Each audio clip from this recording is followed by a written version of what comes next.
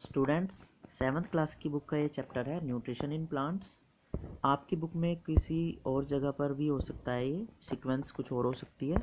इसके टॉपिक्स हैं nutrition, how do plants get their food, nutrition in plants, autotrophic nutrition in plants, heterotrophic nutrition in plants.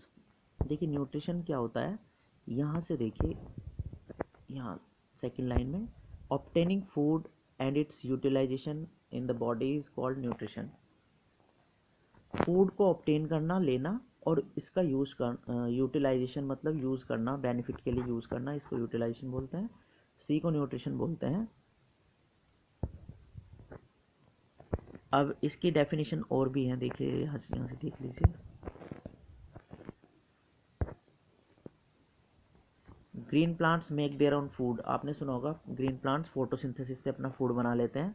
Non green plants like mushroom do not make their own food. Mushroom जो होती है, non green plants, fungus भी बोलते हैं, ये अपना food नहीं बना सकते। तो मोड ऑफ न्यूट्रिशन में होगा ऑटोट्रोफिक न्यूट्रिशन, जो ग्रीन प्लांट्स में होता है, मेक देयर ओन फूड, और heterotrophic nutrition, obtain their food from other sources, कहीं और से अपना फूड लेते हैं। तो nutrition in plants, autotrophic nutrition, वो आपने जो फोटोसिंथेसिस सुना हुआ है उसका एक्सप्लेनेशन होगा न्यूट्रिशन इन प्लांट्स। ऑटोट्रोफिक हो गया, एक हेटरोट्रोफिक में 4 पार्ट्स आ गए हैं, पैरासाइट, सेप्रोफाइट्स, सिम्बायोन्ट्स, इंसेक्टिवोर्स। सबसे पहले फोटोसिंथेसिस शुरू करते हैं। फोटोसिंथेसिस क्या होता है? देखिए, प्लांट्स लाइट एनर्जी ऑब्टेन करते हैं, और लीव्स में क्लोरोफिल नाम का एक सब्सटेंस होता है, ग्रीन कलर का जो सब्सटेंस है उसका नाम है क्लोरोफिल।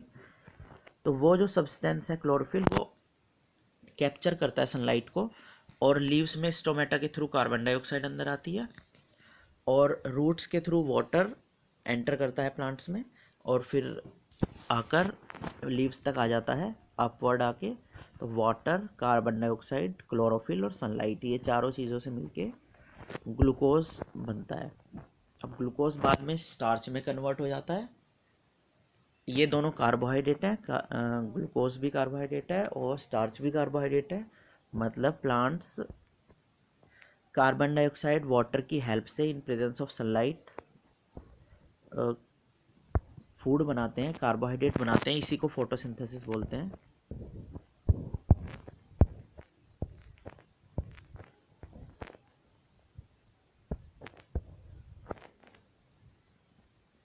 देख लीजिए डेफिनेशन,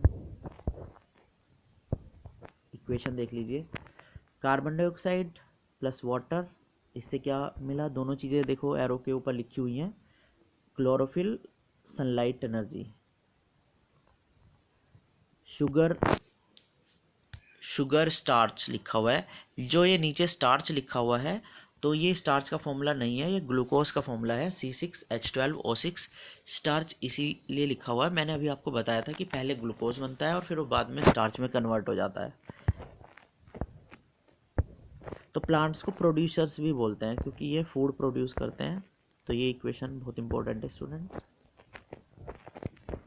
और टॉपिक्स देखते हैं। एसेंशियल्स क्या होते हैं, क्या क्या चीज़ें ज़रूरी है इसके लिए। Condition necessary for photosynthesis, presence of chlorophyll, अभी चारों मैंने बताई थी। Availability of sunlight, water and carbon dioxide, ये अभी मैं बता चुका हूँ। अब स्टोमेटा क्या होता है, मैंने अभी बताया था, कार्बन डाइऑक्साइड एंटर करती है स्टोमेटा। स्टोमेटा होता है प्लांट्स में, इसमें गार्ड सेल्स होती हैं। अगर गार्ड सेल स्वेल कर जाती हैं तो वो ओपन हो जाता है, और श्रिंक कर जाती हैं तो क्लोज हो जाता है स्टोमेटा।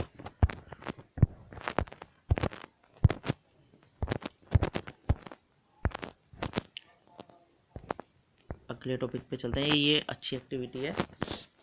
इसमें स्टार्च टेस्ट है, 2 टेस्ट ट्यूब लेंगे और स्टार्च टू वाटर, दोनों में वाटर लेंगे, और दोनों में से एक में हम थोड़ा सा स्टार्च मिला देंगे, और फिर दोनों में एक एक ड्रॉप आयोडीन सॉल्यूशन डालेंगे। एक बार मैं फिर से बता देता हूँ।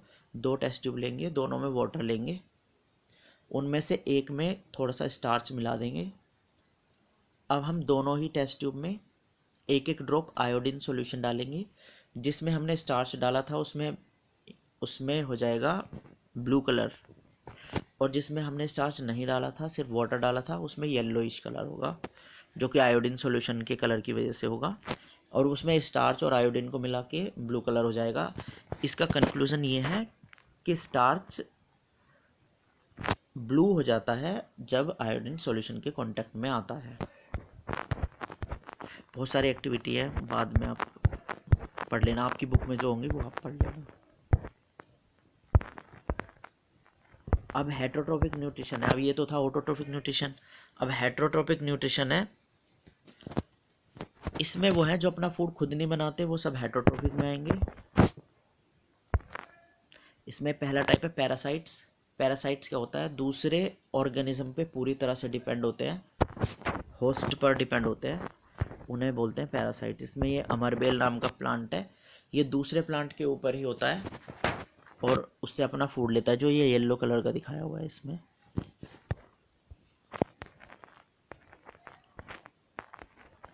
फिर है सेप्रोफाइट्स। अभी मशरूम के बारे में बातें कर रहे थे।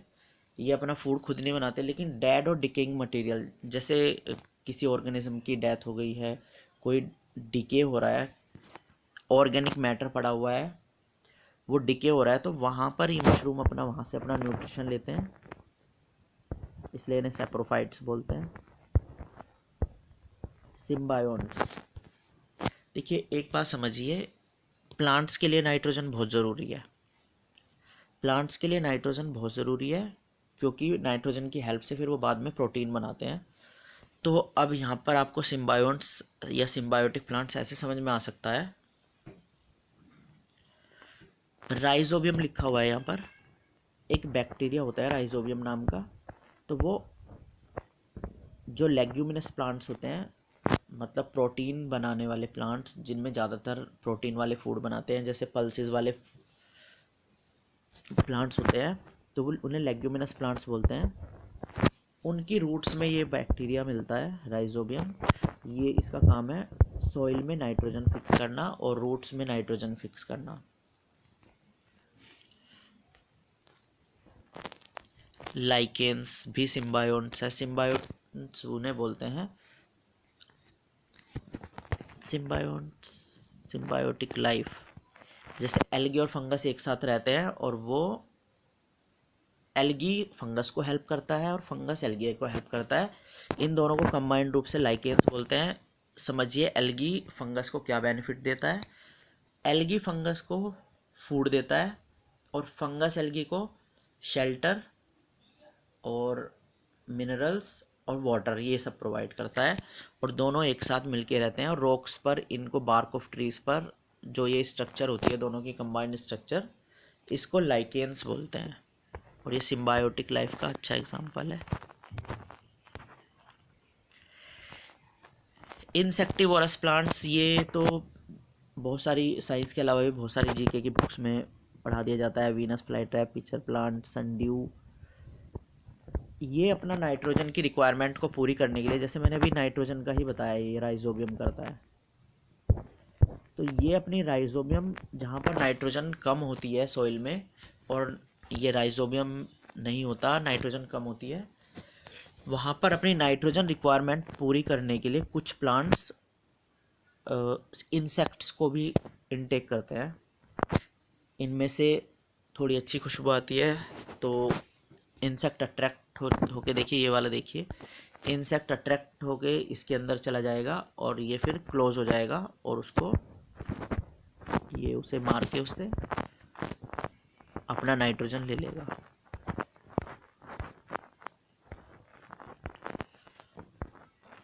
Prepare their on food. देखिए ऑटोट्रोफ सेटोट्रोफ में डिफरेंस देखिए। ये अपना खुद ही फूड बना लेते हैं, ये अपने फूड के लिए दूसरों पे डिपेंड करते हैं, हेटरोट्रोफ्स। इनमें क्लोरोफिल होता है इनकी सेल्स में, इनकी सेल्स में क्लोरोफिल नहीं होता। ये सनलाइट पर डिपेंड होते हैं फूड प्रोडक्शन के लिए, प्लांट्स हैं ये वाले, और ये सनलाइट पर डिपेंड नहीं करते। स्टूडेंट्स, मैं आपकी बुक के ही क्वेश्चंस देख के उनके एक्सप्लेनेशन भी बताऊंगा। अभी आप यहाँ से चैप्टर समझ सकते हैं, फिर अपनी बुक खोल के उसमें ये टॉपिक ढूंढ के समझ सकते हैं। और क्वेश्चन आंसर्स मैं आपकी बुक से देख के उन्हें एक्सप्लेन करूँगा। इसमें थोड़े अलग क्वेश्चन आंसर्स हैं। ऑटोट्रॉफ्स, हेटरोट्रॉफ्स, यहाँ से आप देख सकते हैं ये